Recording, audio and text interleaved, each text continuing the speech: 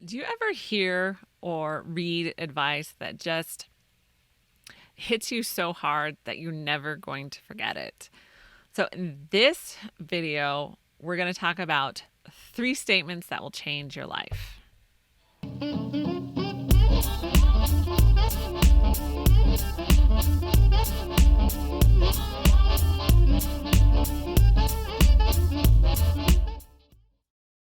Hey, wonderful momtrepreneurs. Welcome to the Life Unboxed Coffee Chat. And this is a place where we just talk about life as a homeschool mom and momtrepreneur.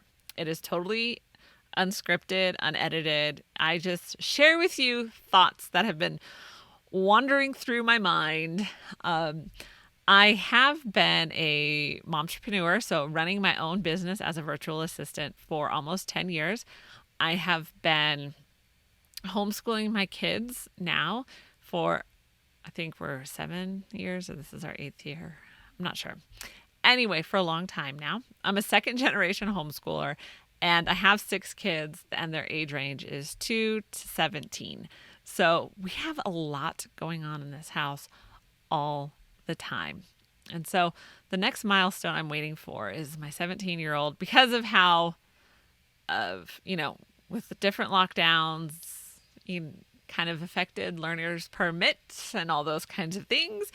And we're also required to drive 50 hours. So our next major milestone that we are pushing for shortly is a driver's license. And once he gets that, I feel like I'm going to have so much more freedom because I will no longer be the teen taxi. But aside from that, I really wanted to talk about 3 statements that I think I can unequivocally say are going to change your life, because they kind of did for me. Last week's show was all about, I compiled like the best advice that I've ever heard. So I brought life as a momtrepreneur, so starting an online business, parenting, all these things down to like 3 or 4 tips. And so I like having short nuggets of information because, number one, we're busy. Number two, there's tons of information out there. We can just have information overload. And I feel like 3 to 4 will really give you a good idea or a good place to start. Like you can handle 3 or 4. When they have when I see on Pinterest where they have like lists of like 70 things to do, I'm like, oh, you've lost me at 70. I don't even care if everything else after that sounds good. Like 70 is way too much. So if you can give me a short list, because I got a lot going on, just give me a really short list, then we'll be good to go. So I also wanted to let you know that the reading journals are available. So we have these for like your teens.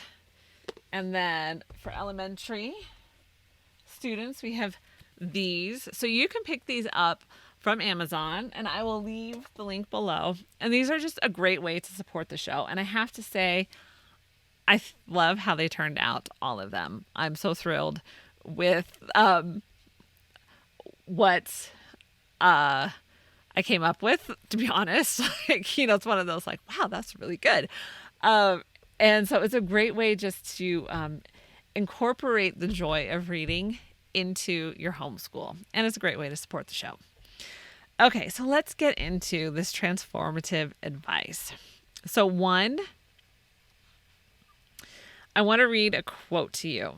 And it is from 4,000 Weeks, Time Management for Mortals. And it says, to pursue an activity at which you have no hope to become exceptional is to put aside the anxious need to use time well.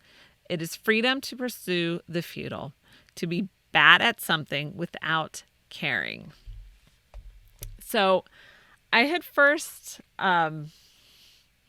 listened to this author on a podcast. He was talking about his book, and I don't remember his name, but if you're interested in time management for mortals, it's called 4,000 Weeks. And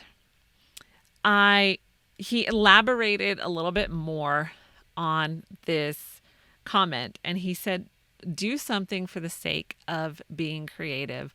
We spend so much of our time feeling like every minute of our day needs to be in the pursuit of like making money or getting better at making money or getting better at something so that we can make money, that it is really liberating when you can just sit down and know that, no, I'm not going to be very good at this, but I'm doing it for the pure enjoyment of it. And so he was talking for himself. He was talking about playing the piano, and he's saying, I'm never going to be a professional at this, but it's something I enjoy. So there's more enjoyment in just the futility of it. There's never going to be like an end goal for him. Like he's trying to achieve a concert pianist. He is just doing it for the pure enjoyment of it. And for me, it was just like, because I'm very much project oriented. So there should be something, if I'm doing something, there should have like an end result that I'm trying to achieve. And so one of the things is I do like to be creative. I do like to do painting and different things like that, but I'm not very good at it. And I know that. I don't think any amount of technique books that I read or how many Bob Ross videos I watch, I will be any good at art. But it is something that I can pursue for the sheer futility of it. I'm not trying to achieve anything. So there's freedom of time. There's freedom of the pursuit.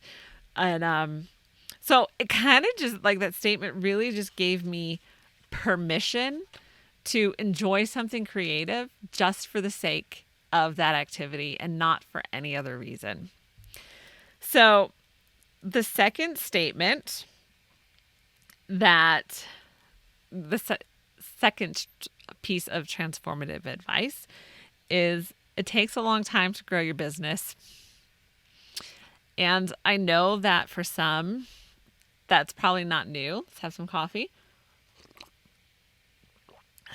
But for me, okay, so you have to understand, I have two businesses. I have my virtual assistant business, and then I also have this momtrepreneur business that I'm trying to create, giving moms the tools and kind of the tribe that they need to be successful in school and work on their own terms. And the reason that I've started this is because I know the feeling of being trapped in my job, of having kids and feeling like I was trapped. There was no way out. There's the light at the end of the tunnel looked like an oncoming train, all of those things. And so I don't want other moms to feel that way. And so that's why I started it. But in all that, so my virtual assistant business took off in 2.5 months. I got laid off. We're doing this, jumping in with both feet. And I got my first client at 2.5 months because it was a good thing because I only had 3 months severance. And so I didn't necessarily have to experience that slow slog that I am doing with my Momtrepreneur lifeunboxed.blog business. And so I need to hear it again and again that it takes a really long time to build a business. And so actually The Long Game by Dory Clark, she really breaks it down. And it's kind of refreshing to just hear her timeline that other, successful business people have been on. And so just a reminder that we all start with nothing. We start with no list. We start with no following. We start with no downloads. We start with no subscribers, all of those things. And so it does take a long time to grow. So if you just needed to hear that again, advice does not have to be something new. It can just be something that we need to hear over and over again to be transformative. Okay.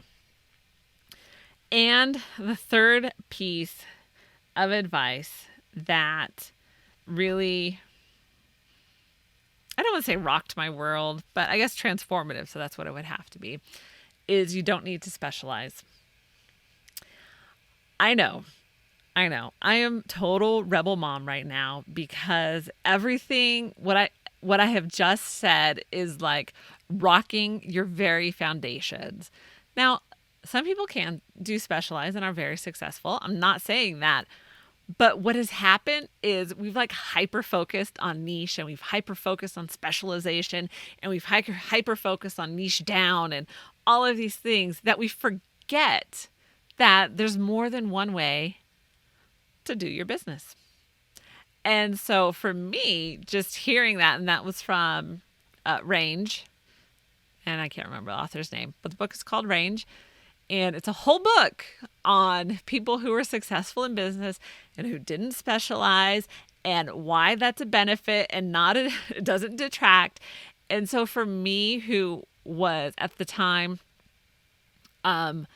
swimming in a sea of frustration because I didn't know what I should specialize at, because my career has never been specialized. I have always done a variety of things. My response when someone asks, well, what do you think? Could you do this? I'm like, sure, I could do that. No problem. And that has always been kind of like what I've done. Like, yeah, I could do that. Let me figure it out. And let me get back to you and I'll have it figured out and I'll do it. So then to kind of like suddenly, okay, so I'm freelancing now and I'm supposed to change that? How do I do that?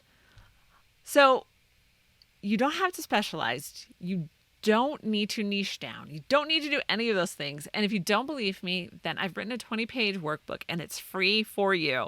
So go over to lifeunboxed.blog or just click the link below, because I'll have it in the link below, and download the workbook. And you can get started on creating a business without a niche. And you can even raise your rates without niching down. You can do all of these things that they always tell you you can't do without specializing. So those are the 3 transformative statements that I wanted to share with you. And if you've enjoyed this video, please like, subscribe, and comment, and support the show. You can go over to Amazon and pick up a journal, and there's a whole bunch of journals up there. So there's not just these. Or you can support the show with coffee, because this is a coffee chat. And you can go to Ko-fi, that's ko-fi.com/lifeunboxedblog. And be sure to share this with your friends. And I will see you in the next show.